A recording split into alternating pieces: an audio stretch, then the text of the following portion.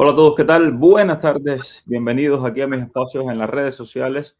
Soy Mario Pentón, me acompaña el abogado Jesús Novo, abogado de inmigración de Gallardo Law Firm, y tenemos, buenas noticias para algunos de los que han llegado con parol y también, justamente con este tema, también lo que ha sucedido con el Social Security, algunas personas que habían perdido el Social Security, que les habían quitado el Social Security, les tenemos buenas noticias también. Abogado, buenas tardes, ¿cómo está? Buenas tardes, Mario. Muy bien, ¿cómo estás tú? Muy bien, muy bien. Bueno, lo primero, el tema de la I-94. Déjenme ver si les puedo compartir por aquí. Tengo una I-94 que amablemente me compartió mi querida Indira Solís. em, y varias personas más me han escrito, me han llamado para contarme que ya les están regresando las I-94 a los cubanos, venezolanos, nicaragüenses y haitianos, a los cuales les habían eliminado la I-94, les habían puesto la fecha de terminación de la I-94 el día 24 de abril, como parte de esta orden que dio el presidente Trump y su administración. Como ustedes saben, una jueza federal revocó esto y entonces la gente tenía miedo porque seguían teniendo el 24 de abril como fecha límite. Ya esto ha cambiado, están cambiando estas I-94 y regresándolas a lo que tenían anteriormente. Y también esto ha sucedido con las personas que les han quitado el Social Security, algo impresionante, pero de lo cual habíamos hablado aquí también, gente que de pronto el Social los avisó de que estaban muertos y de que habían perdido absolutamente todo. Y bueno, se han ido a discutir allí al social, etcétera, y han recuperado su social y han recuperado todo. Abogado, denos su punto de vista. Sí, obviamente, lo del social, era un disparate. Sí, o sea, tú no puedes poner a una persona en una lista de personas fallecidas cuando la persona está viva todavía. O sea, eso fue un intento que se hizo de cortar los beneficios a ciertos inmigrantes. Pero obviamente sabíamos en todo momento que esto no iba a proceder. En cuanto a lo de el que le han restaurado la I-94, bueno, tenemos que recordar que el gobierno federal ha presentado una apelación a esa decisión. O sea, esto me temo que vaya a ser ¿sabe? Un cachumbambeo, un para arriba y un para abajo, a ver qué es lo que pasa con la decisión de la Corte de Apelaciones, porque si rechazan, sobre todo el hecho de que está pendiente, o sea, pendiente del litigio, va a estar o parado la revocación de estos paroles, y por eso es que se lo están dando de nuevo. Pero si la Corte de Apelaciones decide que no lo van a hacer así, pues entonces volvería de nuevo a entrar en efecto esta revocación. O sea, hay que tener mucho cuidado, hay que estar al tanto de las decisiones de las Cortes porque, de nuevo, esto es una buena decisión, definitivamente, una buena noticia, pero hay que tomarla con un grano de sal, hay que tomarla básicamente como lo que es una cosa temporal y que quizás sea permanente, pero por ahora hay que esperar la decisión de la apelación. Con el tema del CBP-1, abogado, muchas preguntas relacionadas con el CBP-1, a muchas personas del CBP-1 les siguen llegando notificaciones ya personales a sus correos electrónicos, a sus cuentas de USCIS, donde les dicen, les revocamos el parol, les eliminamos el permiso de trabajo. ¿Qué hacer en esos casos? ¿Cuál es su consejo? Las personas que han recibido estas notificaciones, definitivamente, si no habían aplicado para asilo, que era siempre la idea inicial de CBP-1, el consejo siempre era corre a apelar, corre a aplicar a tu asilo, porque de lo contrario te vas a quedar sin ningún tipo de protección. Los cubanos que estaban a punto de aplicar a la ley de ajuste o que les faltaban un par de semanas, o 2 días, 2 o 3 días, obviamente aplicar en ese momento al asilo era casi perder el tiempo, ¿no? Pero a los que les faltaba un mes o un poco más de un mes quizás, sí definitivamente debían haber aplicado para asilo. Siempre, la idea siempre fue aplicar asilo. Los que no aplicaron asilo, sobre todo los que no eran cubanos, que no tenían la posibilidad de aplicar a la ley de ajuste y no tenían posibilidad de aplicar ajuste de estatus de alguna otra manera, o sea, no tenían un familiar que le hubiera puesto una petición o algo así, definitivamente estas personas tenían que haber aplicado a asilo inmediatamente desde que llegaron. Muchos de ellos llevan más de un año aquí y por supuesto ahora se les hace muy difícil poder aplicar a un asilo, van a tener que pedir un permiso para aplicar tardíamente y eso puede ser un problema. Queridos amigos, trabajamos muchísimo para llevarles información, para tenerlos al día de cada una de las cuestiones migratorias, pero también de noticias relacionadas con Cuba, etcétera.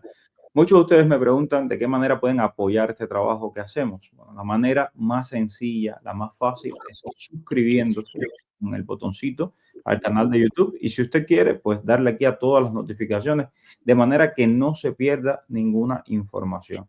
Evidentemente, todo este tema de inmigración se está moviendo muy rápidamente. Todos los días hay actualizaciones, a veces en el día hay varias actualizaciones. Aquí los vamos a tener informados y además de una manera objetiva y seria.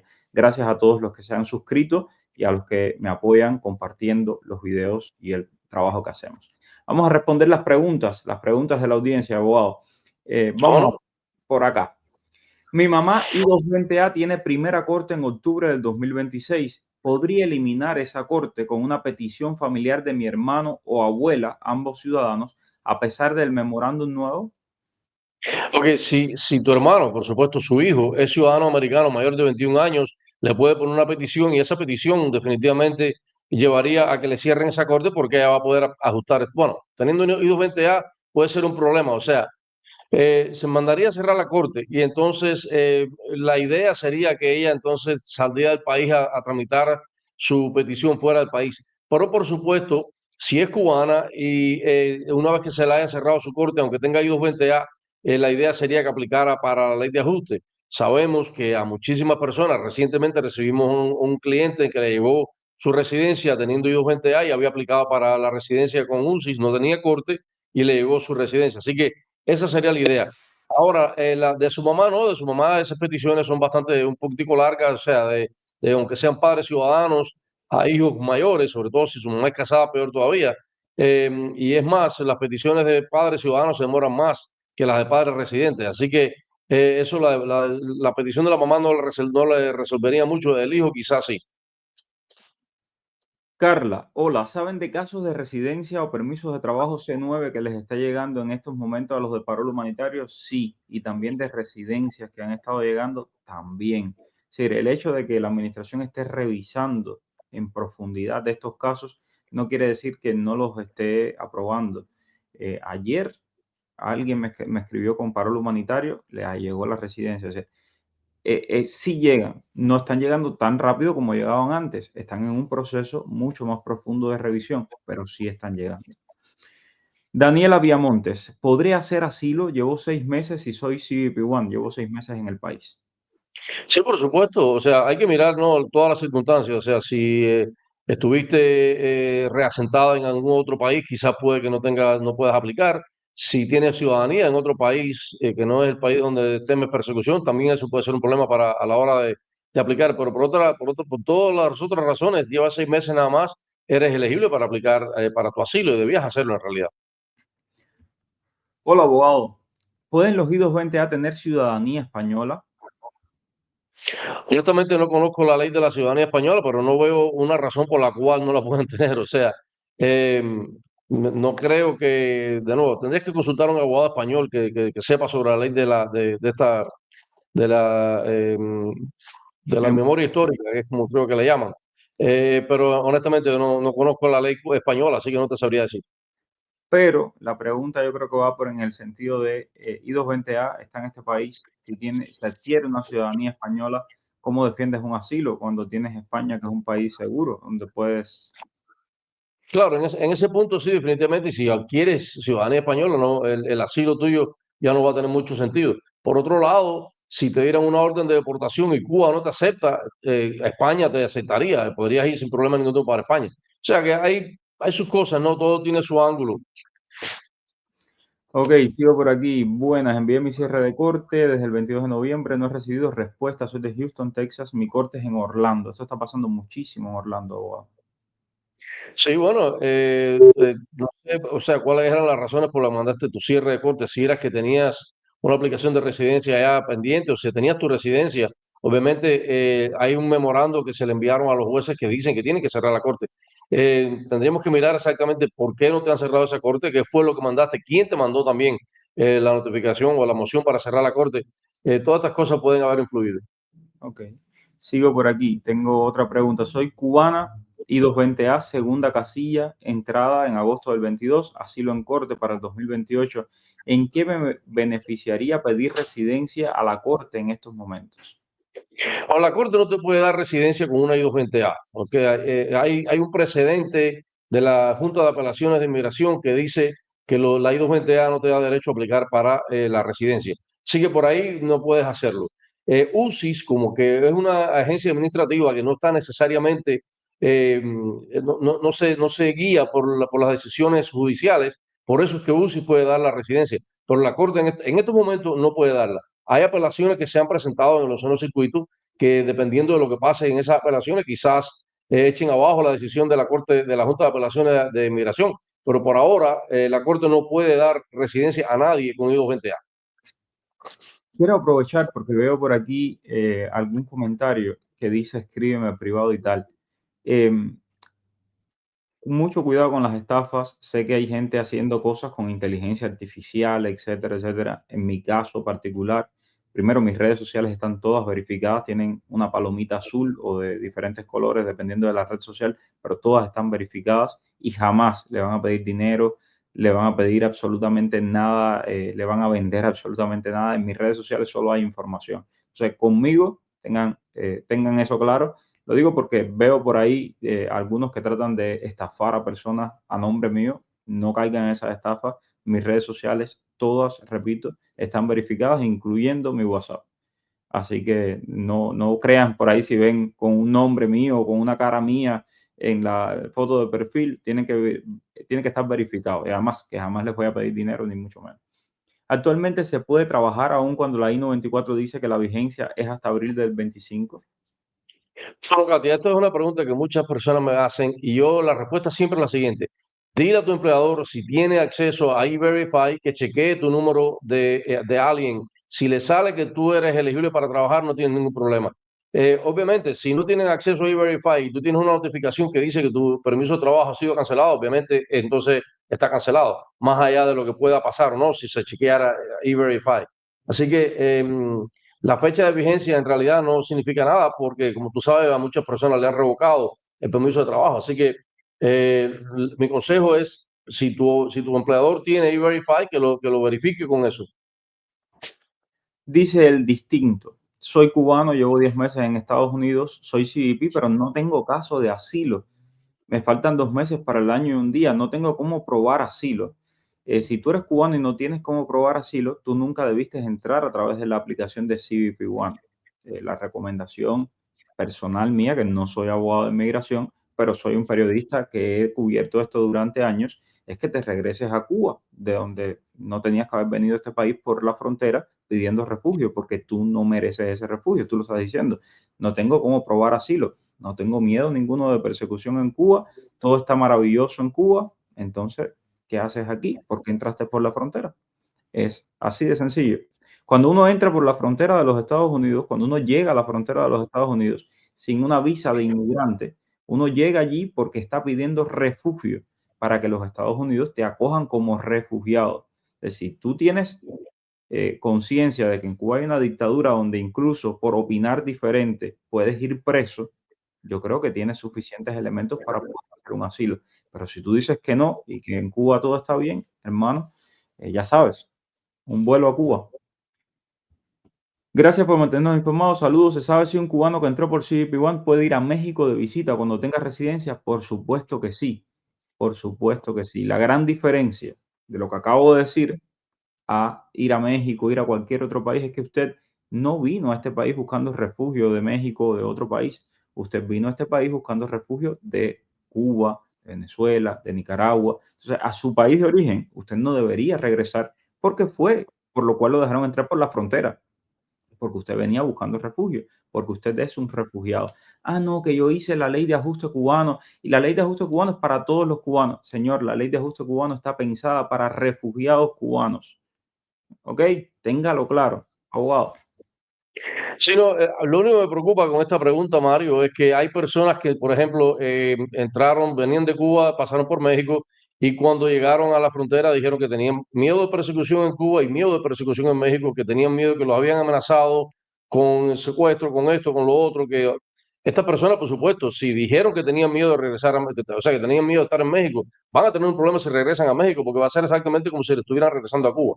Pueden ir a cualquier otra parte del mundo si quieren, a las Bahamas, pueden ir a Perú, a donde quieran, pero México, donde uno de los países donde dijeron que tenían miedo a persecución, puede que sea un problema también. Lo que se quiere es que usted sea consecuente con lo que usted dijo a las autoridades migratorias. Hoy mismo, déjenme y les comparto, a ver si lo tengo aquí. Miren, este es mi blog. Ustedes pueden entrar ahí, mariopentón.com. Hoy mismo, este señor que ustedes están viendo aquí en pantalla, véanlo aquí, se llama Leandro Rubén Garnica González. Leandro Rubén Garnica González, él quería convertirse en ciudadano americano y fue a la entrevista de inmigración para convertirse en ciudadano americano. Pero ¿saben qué? Cuando él fue a la entrevista de inmigración, las autoridades descubrieron de que él no había contado todo su pasado represivo en Cuba. Y como él había mentido, le negaron la ciudadanía. Y esto mismo yo se los he dicho a mucha gente aquí. Entonces vienen después, no, porque tú no quieres que vayan a Cuba. Porque... No, señor, aquí le estamos diciendo lo que dicen las leyes. Si usted quiere pasarse las leyes por el arco del triunfo, páseselas. ¿Tendrá consecuencias en un futuro? Claro que las va a tener. Bueno, aquí tienen un caso, por ejemplo. Alguien que ocultó su historial represivo y se presentó a la ciudadanía estadounidense. Cuando llegó allí, le hicieron la entrevista, le dijeron, no, señor, usted no califica para la ciudadanía estadounidense. Ahora está en Cuba y, bueno, ahí que le vaya bien con sus apagones. Vamos a ver, más preguntas. Mi consulta es si se siguen procesando los permisos de trabajo por asilo pendiente y cuánto se puede estar demorando. Obviamente, eh, en un momento se dijo que los permisos de trabajo se iban a procesar en 45 días. Eso fue obviamente un sueño, nunca pasó así. Pero sí se están procesando. Si tú aplicaste para asilo, a los 150 días puedes aplicar y a los 180 días ya eres elegible. Por lo tanto, en cualquier momento después de esos 180 días puedes recibir tu permiso de trabajo. Se siguen procesando sin ningún tipo de problema. Daniela Viamontes, si estudié técnico medio en Derecho, pero no me licencié, ¿tendré problemas en mi asilo? No tienes ningún problema. Mira, ser abogado en Cuba, o ser juez incluso, o ser fiscal, o haber estudiado para eso, no necesariamente te convierte en un represor. Melody González Pedraza, la jueza que está detenida, que hoy, por cierto, fue su audiencia final de asilo y tiene una segunda parte, ya les contaré de esto después. ¿Por qué ella está identificada como represora? Porque hizo un caso de 4 jóvenes, un caso político, y sin pruebas metió a esos 4 jóvenes en una cárcel antes de venir para aquí, para los Estados Unidos. Y así les puedo contar de la fiscal Rosabel Roca San Pedro y de otras mucha gente. Pero hay fiscales que son honestos y que están haciendo su trabajo contra delincuentes, contra ladrones. Hay abogados que son honestos. Es decir, no necesariamente tienes que ser un represor por ser fiscal o ser abogado. Y no creo que vaya a haber problemas por eso en el asilo, abogado. ¿Qué usted cree? No, absolutamente, sobre todo si, o sea, conocemos muchísimos abogados cubanos que son anticomunistas, que fueron, es más, que algunos de ellos fueron hasta perseguidos por el gobierno. O sea que el hecho de ser un abogado no te descalifica para un asilo. Además, si no te llegaste a graduar, pues mucho menos, ¿no? O sea, no tienes nada que temer para un asilo. Si tienes tus elementos para el asilo, definitivamente no tienes nada que temer. Carlos, el abogado ahorita lo que te recomendó fue que tu hermano le ponga la petición a tu mamá, la petición familiar. Una vez que le ponga esa petición familiar, trate de cerrarle la corte y luego de ajustarla a través de esa petición familiar. Eso fue lo que te dijo ahorita. Yindra, soy I220A. Con mi última corte en julio, mi papá es residente. ¿Él puede hacerme una reclamación? Volvemos a lo mismo, tú puedes hacer una reclamación siendo yo 20 años, no vas a poder ajustar estatus. De todos modos, esas peticiones se demoran, no son inmediatas, sobre todo un padre residente, aunque decía que son más rápidas las de padre residente que las de padre ciudadano, no por mucho tiempo, pero siguen siendo un poco más rápidas. Aún así, no puedes ajustar, no hay problema de tener visa o no tener visa disponible, es que eres I220A, no puedes ajustar estatus en el país. ¿Qué puedes hacer? Puedes pedirle a la corte que te cierre esa corte, porque tú vas a necesitar salir del país y a lo mejor la corte te la cierran y con eso te daría una oportunidad de hacer una aplicación, si eres cubano, por ejemplo, para aplicar ajuste de estatus con UCIS. Pero más allá de eso, en realidad no tienes mucho beneficio. Soy cubana, CEP1. En mayo aplico la residencia, tengo el asilo aplicado. ¿Puedo continuar trabajando aún con el permiso revocado y justificar en la aplicación de ajuste el por qué trabajé sin permiso? ¿Qué riesgos puede tener esto para mí? Obviamente, como decía anteriormente, mi consejo es que le pidas a tu empleador que verifique si tu permiso de trabajo está todavía corriente. Si lo verifican y está corriente, no debes nada que temer, o sea, no tienes nada que temer. Sin embargo, si tu permiso de trabajo está revocado de verdad y cuando tu empleador lo verifique sale que no está vigente, no debes seguir trabajando, porque cuando vayas a aplicar a la residencia, a la ley de ajuste, una de las preguntas es esa, si has trabajado sin haber tenido permiso de trabajo o sin haber estado autorizado a trabajar, eso puede ser un problema. Así que definitivamente a la larga es una decisión personal. Yo sé que la gente tiene que comer, la gente tiene que vivir, pero tengan mucho cuidado porque esto les puede costar un poquitico más allá de sencillamente no haber trabajado 2 o 3 meses. Ellos son mis abogados. Tengo corte para el 2028, así Gallardo. Tengo corte para el 2028 y me voy a casar ahora con una ciudadana americana. ¿Qué puede pasar? ¿Qué puedo hacer? No veo que haya ningún tipo de problema. Todo depende, o sea, felicidades, ¿no? Si te estás casando con una ciudadana americana, te va a poner una petición.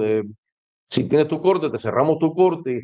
Si casándote con una ciudadana americana, todo cambia. ¿Por qué? Porque puedes pedir un perdón provisional, un perdón que se pide desde aquí. Si es que, por ejemplo, si tienes hijos 20A, que entraste que no podías ajustar estatus, puedes pedir un perdón que se pide desde aquí. Una vez que esté aprobado ese perdón, sales del país, vas a tener que salir de todos modos, pero sales y lo que vas a estar fuera es muy poco tiempo, vas a tu entrevista en el consulado y ya cuando entras con tu residencia. O sea que eso es una buena opción que has tomado. O sea, obviamente espero que sea por amor, que sea un matrimonio completamente bueno.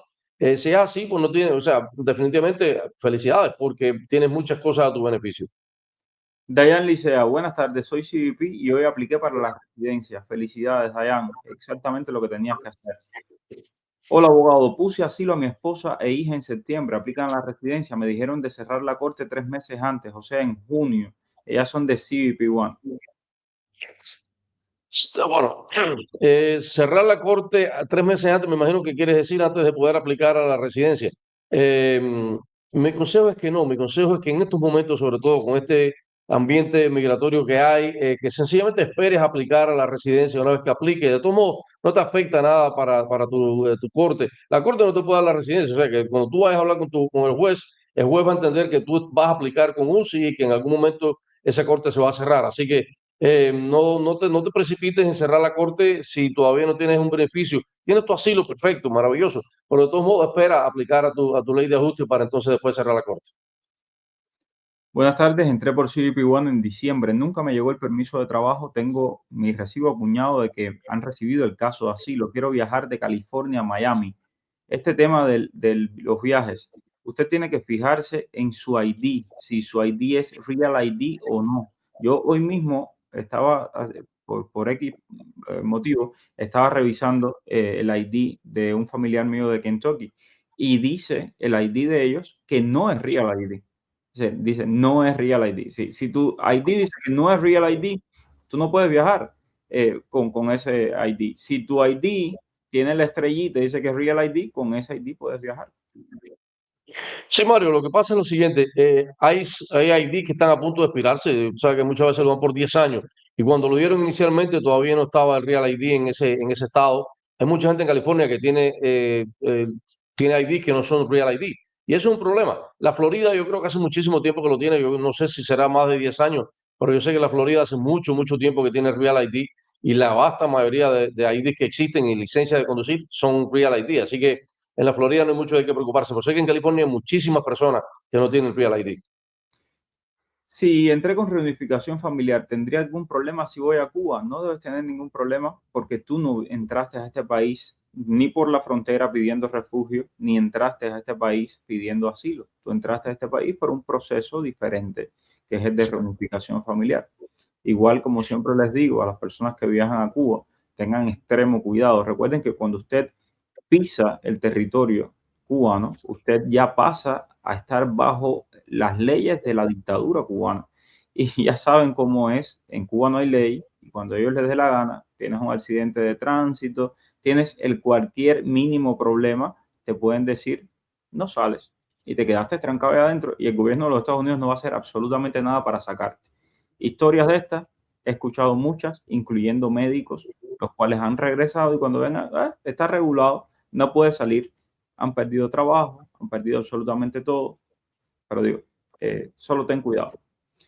Bendiciones, soy CBP1, mi primera corte, el juez me dijo que aplicara asilo, ya apliqué también a la ley de ajuste cubano, tengo corte final para defender el caso de asilo en agosto. ¿Qué puedo hacer, abogado? Pues si ya aplicaste a tu ley de ajuste, en realidad debes someter una moción para cerrar esa corte. Esa corte no tiene sentido. Si tú aplicaste para tu ley de ajuste, el juez, como decía, no te puede dar esa residencia. Por lo tanto, lo normal, lo lógico es que el juez te cierre la corte. Ahora, mi consejo, haz una moción.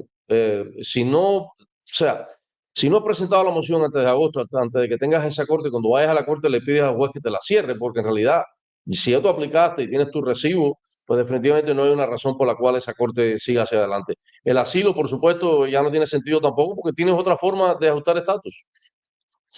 Soy cubano, I-220A. Esta ya es mi última corte. Es por internet. De no aprobarme el asilo, ¿me deportarían, abogado? Ok, recuerde que cuando tú vas delante de una corte de inmigración, delante de un juez de inmigración, el único objetivo de esa NTA, de ese Notice to Appear que te da la fiscalía, es deportarte de los Estados Unidos porque tú no tienes, en el momento que entraste no tenías el derecho a estar aquí, o quizás después algo sucedió que te hace deportable. Por lo tanto, si tú no presentas una defensa a esa deportación, lo que va a hacer el juez es eso, darte una orden de deportación. El único objetivo de una corte de inmigración por eso se llama un proceso de remoción, porque el único objetivo es sacarte de los Estados Unidos, deportarte de los Estados Unidos. O sea que sí, si pierdes el beneficio que estás pidiendo, te van a dar una orden de deportación. Igual la puedes apelar y puedes trabajar eso. Es lamentable porque mucha gente también espera hasta último momento para tomar las acciones adecuadas en el tema de la defensa de un asilo y eso es sumamente complicado. Entré por CBP One, ya apliqué la residencia, no hice asilo, ya tengo permiso de trabajo por 5 años, ¿tendré algún problema para que me llegue la residencia? Ninguno, corazón, ninguno. Hiciste todo bien. Ya tengo residencia, la corte me la habían cerrado administrativamente, ya eso queda desestimado, sí, eso es lo que significa, ¿no?